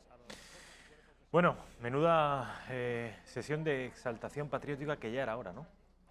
Bueno, creo que es conveniente. Yo, después de recoger las impresiones de todos aquellos que participaron en el desfile, tanto militares, fuerzas, cuerpos de seguridad, como los propios vecinos, la verdad es que la impresión... ¿La gente respondió? Mucho, respondió mucho y luego lo que yo noté fue emoción, ¿no? Por parte de todos los vecinos y de los propios soldados también. Bueno, pues eso quiere decir, cuando alguien responde con esa emoción, quiere decir que es necesario que este tipo de cosas se hagan de manera más habitual. Parece lamentable que hoy en día el hecho de llevar una pulsera con la bandera de España o poner una bandera de España en tu balcón y demás, enseguida tenga unas connotaciones peyorativas. Es el único país del mundo en el que colocar tu bandera tiene una connotación peyorativa, salvo el momento en el que gane España el Mundial, si Dios quiere, que Ahí se entonces puede. todo el mundo tiene derecho de pernada y podrá colocar la bandera sin ningún problema en su balcón.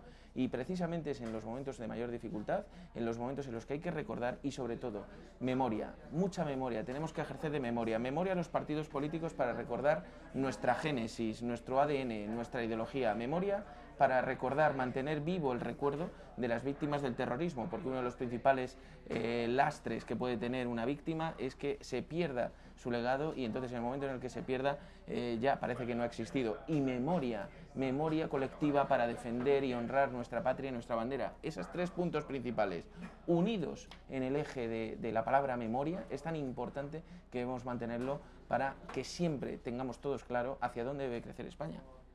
Veo que al margen del acto en la Plaza Mayor de Brunete, hay un acto dentro de ¿es un teatro? ¿Dónde estás ahí? Es el centro cultural y recogimos a las fuerzas y a los cuerpos de seguridad y hicimos un pequeño homenaje también ya más cercano, en el que, por supuesto, pues se llevó a cabo un brindis por España, un brindis por las fuerzas y los cuerpos de seguridad y un brindis por el rey, naturalmente, como primer soldado de España, se hizo ese brindis, ¿no? ¿Cómo reacciona la oposición política en el pueblo a este tipo de actos? Bueno, pues precisamente por la reacción de lo que yo denomino aquellos que atentan contra la unidad de España, que atacan la unidad de España, es precisamente por ello es por lo que otros debemos luchar contra esas reacciones y apostar por la unidad de España y recordar a la gente y además hacerlo de una manera clara, concisa, sin complejos, sin miradas de perfil. Los políticos estamos obligados a actuar como altavoces de la sociedad civil, de lo que demanda la sociedad civil. Yo, por ejemplo, por este acto hemos visto hace un segundo el motivo, el cartel por el que se convocaba a la gente a este acto, que no es otra cosa que una bandera de España con unas letras que mencionan que va a haber un homenaje a las víctimas y a los caídos. Bueno, pues por ese motivo y por haberlo anunciado en los tablones de los carteles de anuncio de los colegios, porque lo normal, ¿no? El anunciarlo a la población civil de Brunete para que quieran asistir, si lo desean, ¿no? Y se anuncia en los tablones externos de los colegios. A mí, Podemos de Brunete me ha denunciado al defensor del menor por hacer apología política. ¿Apología de tu país? Exacto, sí. O sea, lo han equiparado incluso en sus propias redes sociales de una manera tan miserable, utilizo muchas veces esta palabra, pero es verdad, cuando lo tienes a asociar a un determinado, lo asocias a un tipo de conducta, lo han asociado a la misma actuación que tuvieron los sediciosos golpistas cuando pusieron las cruces amarillas en la playa. Es decir, anunciar un homenaje a nuestra bandera, la bandera de España, más de 500 años de historia, la que nos une, indestructible, asocian esta tropa de indeseables a lo mismo que supone las cruces sediciosas golpistas.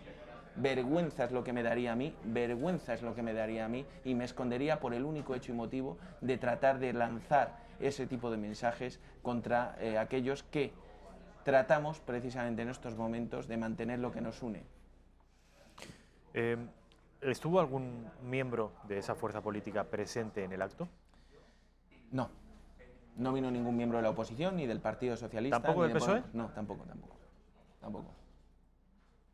Es que esto, de verdad tenemos un problema, ¿eh? Tenemos un problema con la izquierda y los símbolos nacionales, y la izquierda y España, la izquierda y la nación, porque si a un acto de homenaje a los que han muerto por defendernos a todos, a los que han muerto por la bandera que es el símbolo de todos y a los que han muerto por las víctimas del terrorismo, la izquierda se niega a estar presente, yo creo que tenemos un problema.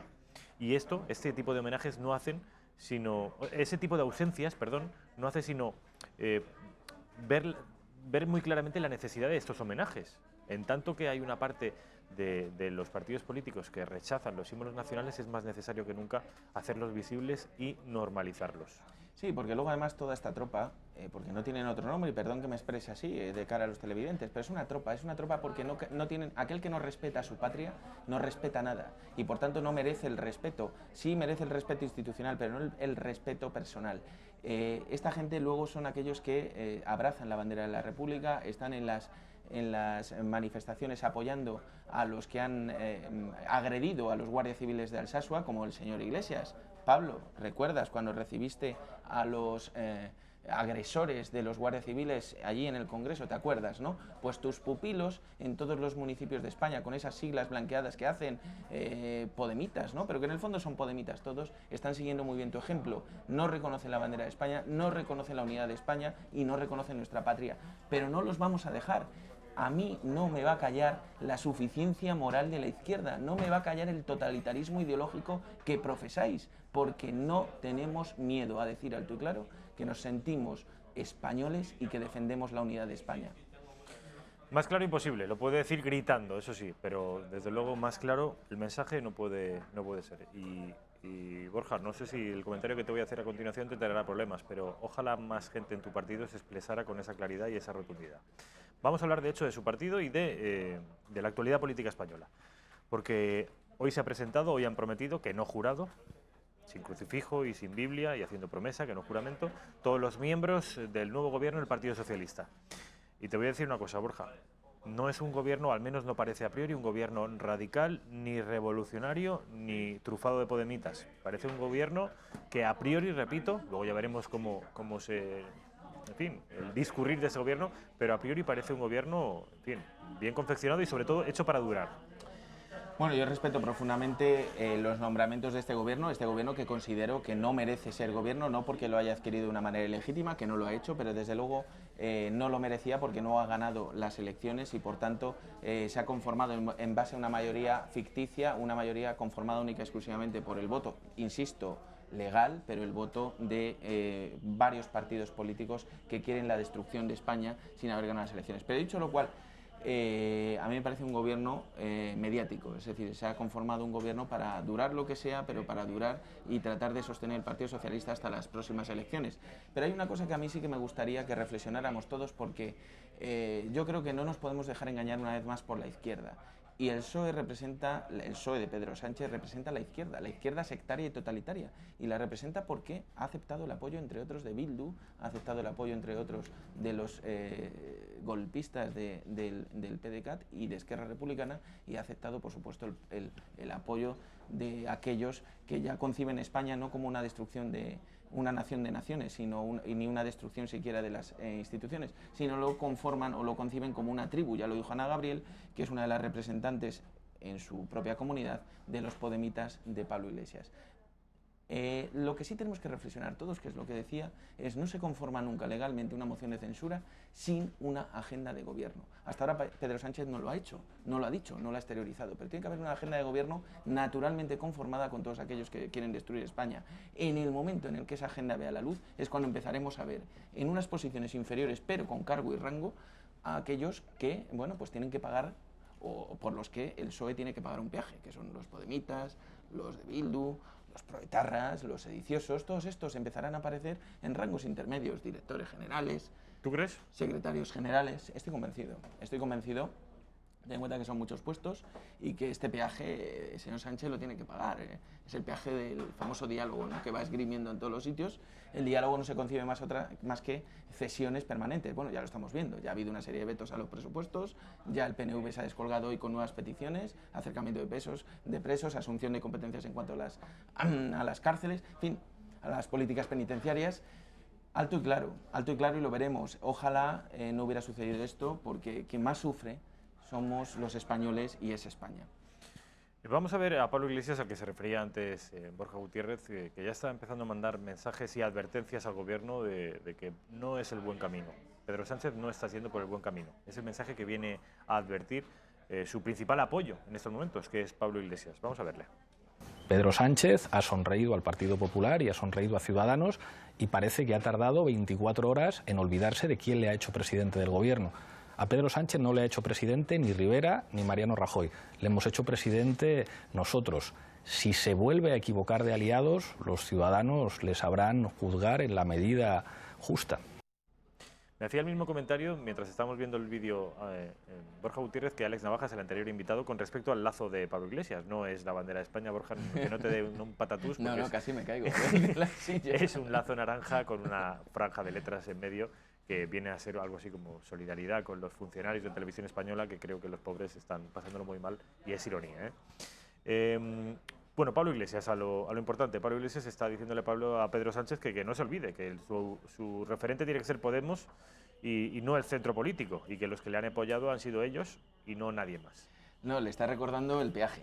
Oye, cuidado, que te hemos dado el apoyo, pero recuerda que hay de lo mío. Está diciendo que hay de lo mío y va a haber de lo suyo, estoy convencidísimo. Es decir, es que yo creo que nadie que conozca medianamente el funcionamiento de una democracia y nadie que conozca medianamente el funcionamiento de esta izquierda sectaria puede sospechar que ha habido esta conformación de unión de grupos políticos con el propósito de expulsar al Partido Popular de las instituciones si no tienen una agenda oculta o no en la cartera. Es decir, está claro, y esa agenda debe llevar asociado naturalmente una serie de puestos. Bueno, si lo hemos visto hasta hace poco, que ya empezaban a hablar de una serie de posicionamientos en determinados entes, entre otros Televisión Española, y otra serie de puestos de cierta relevancia. Dudo mucho que Podemos desaproveche esta oportunidad de tratar de controlar los medios de comunicación públicos. Son unos buenos estalinistas, muchos de ellos, que son conscientes de que manejar la demagogia populista y panfletera es conveniente para, bueno, poder ejercer su política durante este año y medio.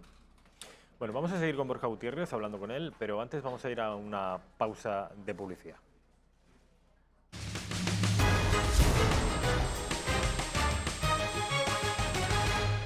Bueno, decía Borja Gutiérrez, ya estamos de nuevo con él, ya estamos de nuevo con todos ustedes, son las 7:51 de la tarde. Decía Borja Gutiérrez que, bueno, pues que el gobierno que está confeccionando Pedro Sánchez es un gobierno de cara a la galería, un gobierno mediático. Y en eso coincides exactamente, además con palabras casi literales, con un compañero tuyo, con Xavi García Albiol, presidente del PP catalán, que en TV3 ha dicho esto.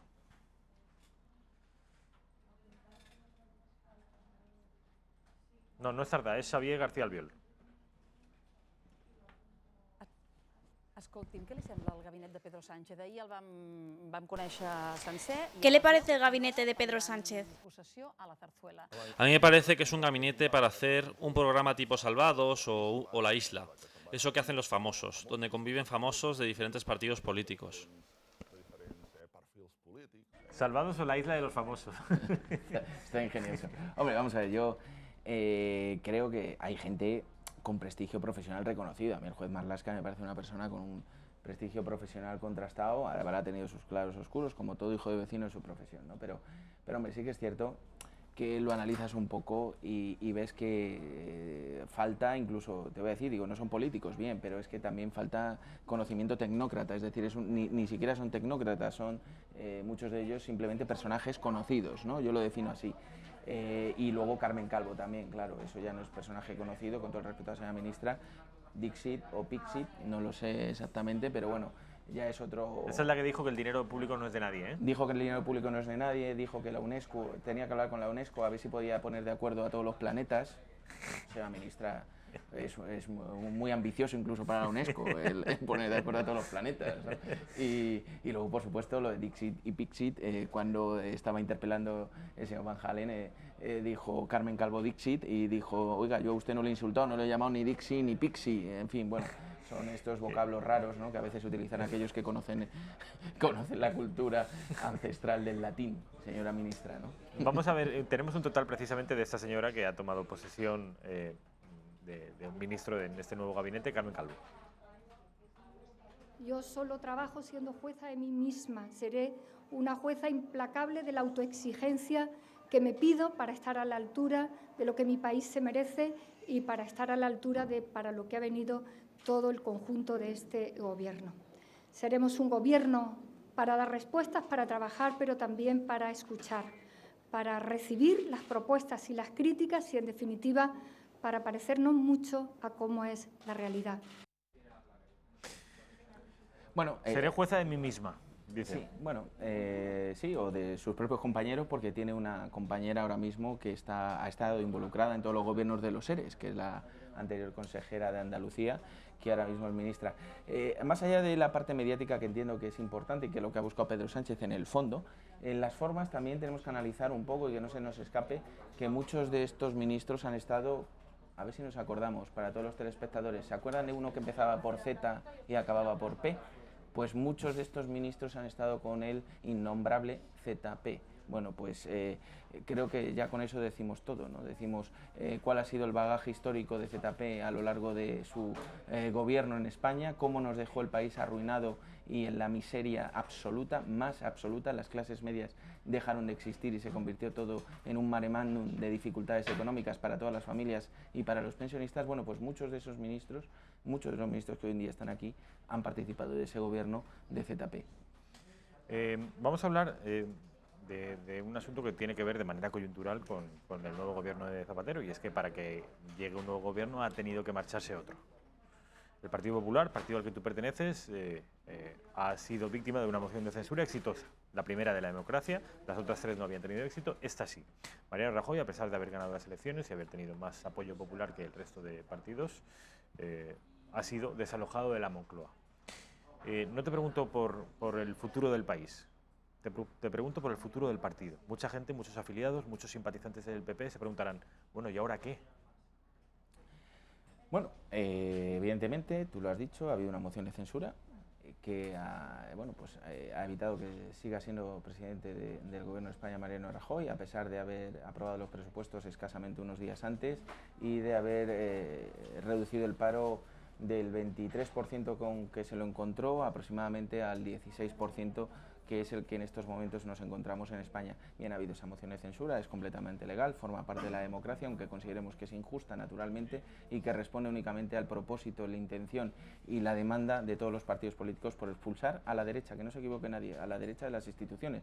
La derecha la representa el Partido Popular, si la representara otro partido distinto, también tendrían el mismo propósito todos estos partidos políticos que se han unido para desmarcar o desbancar a la derecha de las instituciones, como decía antes. Bien, ahora se produce un nuevo episodio en la historia del Partido Popular. No es nuevo, ya lo hemos vivido en otras ocasiones.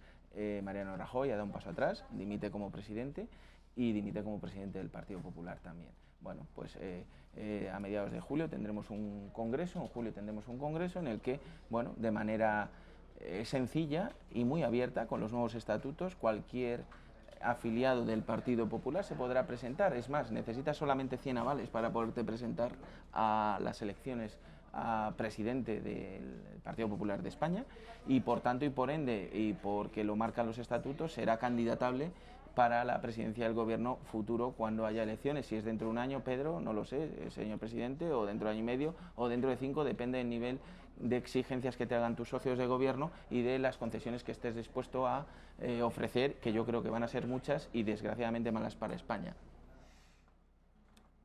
¿Tú te vas a presentar? No, yo estoy muy a gusto como alcalde de Brunete, además me siento muy identificado con mi municipio, el de mi padre, el que me vio crecer y vivo tranquilo. Y no, o sea, que no vas a recabar esos 100 avales, ¿no? No, no tengo ninguna intención. Con respecto a, yo creo que es momento, ya se ha concluido la etapa de gobierno de Mariano Rajoy, ha estado casi 7 años al frente del gobierno de España, yo creo que es el momento de hacer un balance. ¿Cuál es el resultado, el balance final de estos 7 años de gobierno de Mariano Rajoy? Bueno, pues yo creo que el balance... Y te voy a pedir también algo de autocrítica, ¿eh? Sí, Me vas a decir que lo ha hecho fenomenal en economía, que sí, que tal, pero luego te diré algo de autocrítica. Sí, no, la hago directamente. O sea, el balance tiene claros y oscuros. Tiene una serie de claros estupendos. En economía hemos resurgido el país, un país que se nos dejó completamente arruinado, con una prima de riesgo. Cada mañana nos levantábamos pensando cuándo íbamos a ser intervenidos. Yo creo que eso se acuerdan todos los españoles. Yo me levantaba por las mañanas y iba directamente al periódico a ver si ya habíamos sido intervenidos. Bueno, pues Mariano Rajoy y su equipo solventó esa situación. Evidentemente sí, hay una cierta crítica que tenemos que hacer todos los afiliados y simpatizantes al Partido Popular en cuanto a que no ha fortalecido algunos lazos ideológicos que han sustentado estos años de conformación y desarrollo del Partido Popular como partido. Ha habido algunas cosas, estamos todos de acuerdo, la ley de memoria histórica, el aborto, una serie de cosas que probablemente se podrían haber tratado de cambiar, mejorar al unísono junto con la economía. Pero bueno, de todo se aprende y que nadie es perfecto y ni yo gestiono 100% bien, tengo también muchos claros y oscuros y el resto de gente también, ¿no? Entonces yo creo que de esas cosas que bueno, nos han socavado, también se aprende y probablemente mejoraremos con el paso del tiempo. En cualquier caso, yo creo que el balance final de Mariano Rajoy ha sido un balance positivo. Creo que es una persona muy templada, creo que ha demostrado ser un señor en su salida del gobierno, en su paso atrás dentro del partido, en cómo va a llevar la transición y, sin lugar a dudas, para mí merece todo el respeto del mundo, el mejor calificativo como gestor y presidente. Y bueno, pues oye, los oscuros al final se borran. ¿Por qué? Porque siempre hay un propósito de enmienda y la posibilidad de mejorar. ¿Tú crees que el Partido Popular tiene propósito de enmienda? Absolutamente. Yo siempre lo digo y lo seguiré diciendo. Yo tengo muy claro los principios por los que me afilié en el año 93 a este partido. No solamente los mantengo, me siento identificado con ellos, sino me siento en plena libertad para defenderlos dentro del partido. Cuando un partido es libre por dentro para expresar lo que sientes y comunicarlo, creo que es la máxima expresión, y valga la redundancia, de la democracia. ¿Que tenemos que mejorar? Sí. ¿Que tenemos que hacer crítica interna? Sí. ¿Que la estamos haciendo? Sí. ¿Que se va a seguir haciendo? Sí. Y entre todos a seguir creciendo y a mantener el statu quo de la derecha en España, porque vemos que la izquierda, con todas sus confederaciones, sus confluencias y sus odios y sus sectarismos, lo único que pretende es estar gobernando España y disolverla. Bueno, pues ya han escuchado ustedes. Repito, más claro, imposible, más alto si pegara voces, pero no creo que sea necesario porque para eso le hemos puesto un micrófono. Borja Gutiérrez, ha sido un placer. Gracias, Rafa. Enhorabuena. Muchas gracias. Por el acto, sobre todo, le doy la enhorabuena por el acto del sábado. Es un acto que, ya les digo, es muy necesario en nuestro país y ojalá se pudiera replicar en todos los pueblos de España y acabamos con el problema de los complejos con la bandera, pero vamos, en un pispás. Vamos a ir a un programa nuevo que vamos a emitir en Intereconomía, que se llama Principio Activo. Es un programa documental que va a durar media hora, que va a empezar en unos segundos y durará hasta las 8:30, hora del telediario, que repito, se llama Principio Activo y tiene que ver con empresarios exitosos que quieren compartir con estas cámaras que ven ustedes la fórmula que les ha llevado al éxito, el temple empresarial de nuestros empresarios, el tejido empresarial de nuestro país, que a pesar de todo ha resistido una crisis y ha conseguido multiplicar por 2 y hay veces que por 3 las exportaciones y que vamos a verlo reflejado. El ejemplo de muchos empresarios, tantas veces denigrados en nuestro país, sobre todo por cierta parte de la izquierda política, como si fueran poco más o menos que negreros, pues no. El empresariado es el que crea empleo, si es que desde el gobierno se ponen las estructuras aptas para ello. Y en homenaje casi a esos empresarios, inauguramos hoy, ahora, dentro de unos segundos, el programa Principio Activo. Les dejo con él.